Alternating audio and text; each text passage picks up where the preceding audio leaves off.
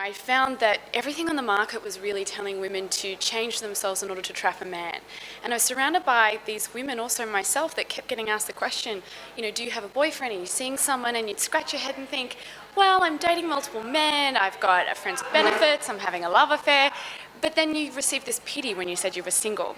So I thought that was the landscape, but we also needed the empowerment to not only live that life, but to go out and find out what we want, instead of just being told a set of rules or when we should call a guy back, how many dates before we have sex with him.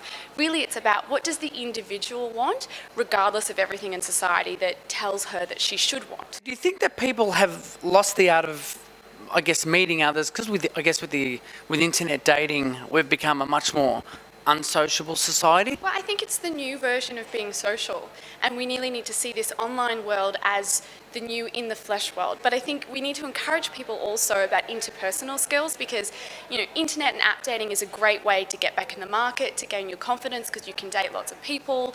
It can be really good when you're busy, but at the same time we need to make sure that we can still strike up a conversation with the person standing next to us in the line, because I think once we get used to that online world, as much as it has its benefits, it can make us very timid when it comes to the traditional conversations. So I think there's a balance between the two. It's like, sure, go online, use internet dating, but also be aware of the downfalls. So it's a lot more fast-paced, it can be very superficial, and I think it's also, we're very disposable when we're online. If someone's not really our type, we can flick and we can find someone that is.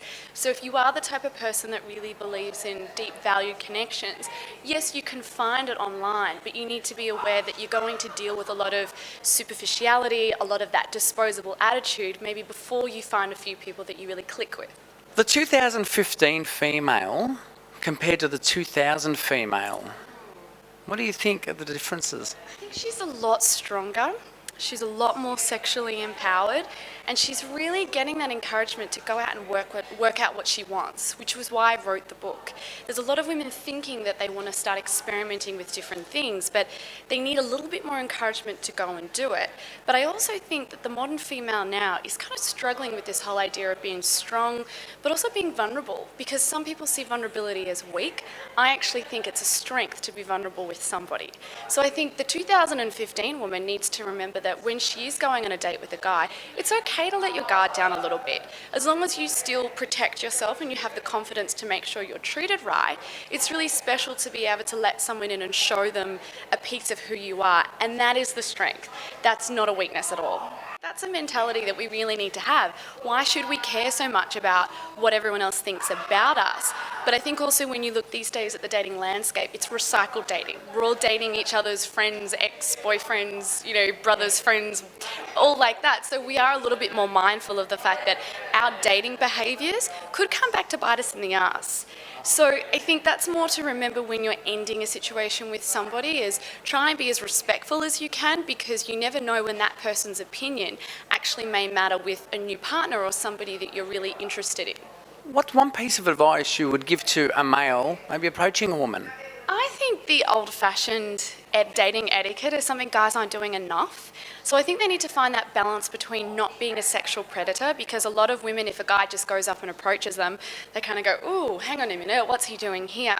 It's really that art about striking up a conversation with a random stranger, complimenting them, asking them a question. Maybe you're standing in line for the morning coffee, ask them how their weekend is.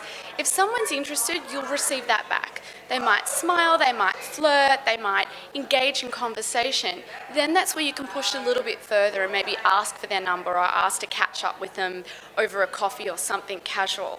So I think it's really that balance between making sure the guys are still approaching women, but making sure that they're gentleman enough, eager enough, but not too much of a sexual predator. And that's one of the problems too, when we're now online and talking about issues, and we're talking about rejection, and we're hearing all these stories, and sometimes it really can hold someone back a little bit. And we are seeing a lot of these women are what I like to call the ice maiden. And it doesn't mean that they're not interested, it means that they're just as scared as you are, and it's safe for them to come across being a little bit reserved.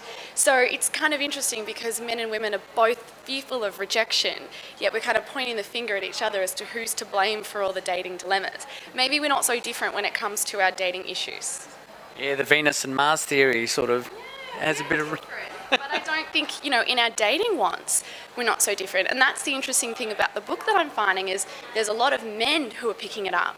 And the intent was not for men, it was more for women. And I'm starting to scratch my head and going, maybe I need to do this for men as well and not be so different in terms of the content because obviously it resonates with them as well. So it goes to show that maybe our wants are very similar. Don't be scared to be a little flirty because this is where, like, if we look at the virtual Tinder screen or, in-flesh Tinder screen, what we're trying to do is give that impression of tick right, swipe right, yes, we're interested. So being mindful of the fact that your ice maiden attitude may send him running the other way. If a guy starts talking to you and you're interested, you need to find a way, whether that's, I always say for women, smile. Don't look like such a, what's the saying, rest-facing bitch or some saying like that. Yeah, don't be mindful of how you come across. Make sure that your body language is open, that you're not standing there closed. Make sure that you're engaging in conversation back with him. Ask him questions as well so you can keep it going rather than getting nervous and shy and appearing to be standoffish. And what's the worst thing that can happen? You get a bit embarrassed, maybe there's a bit of rejection, you feel like a fool. You'll get over it, but you're better off doing behaviours like that than turning him in the opposite direction. And it's really that quick instinct that can see us engaging in a conversation or turning to someone else or turning back onto our phone. Do you find that we sort of have the same problems all around the world, or because of cultures, do you think that things are differentiated a bit? We do have a similar dating dilemmas around the world. I spend a lot of time in America and I find there's very much a more active old world dating culture that's going on. Guys really go and ask women out, but then guys are dating 5 women at the same time. So you're getting asked out by guys, but especially in California, if you go on a date with a guy, you need to be mindful that he's probably seeing 5 other women and not just casually dating them. He's probably in a relationship with 5 other women. Can you navigate around that? So everywhere is going to have a downside, but I think it's just recognizing what the dating landscape is, because if you walk into that environment, you have to just assume that there may be other people lurking around. Is a bad boy some guy that's been in jail, or does he rob you? What is a bad boy? I think a bad boy is somebody that your parents would tell you not to date, because obviously that definition is going to change for each individual person, but it's the guy that you know that you shouldn't be with, but that's what's enticing. But I think it's really interesting when we look at, what is a bad boy these days.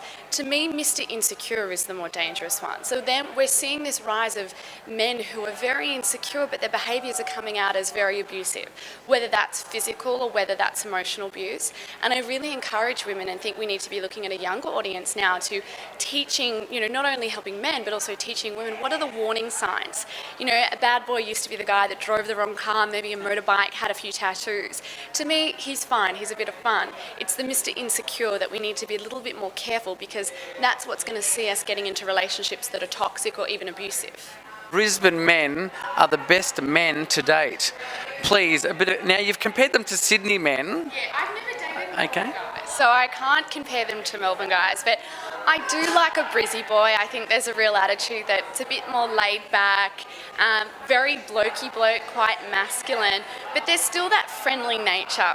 Sydney men can be a little bit more complex. I don't find that Sydney guys are really as good as being so forceful when it comes to asking out on dates and things like that. But I also think it comes down to, where you were brought up. So for me, I may be a sexologist and I've done all these great things, but, internally I'm just a girl from the Gold Coast. I lived there till I was 21. I go back a lot, and I find I do flock to often a lot of Queenslanders. So that's nothing against New South Wales and Victoria, but there's something when you're both from a particular hometown, you understand how each other grew up. And maybe with something to do with the beach and the salt water in our hair.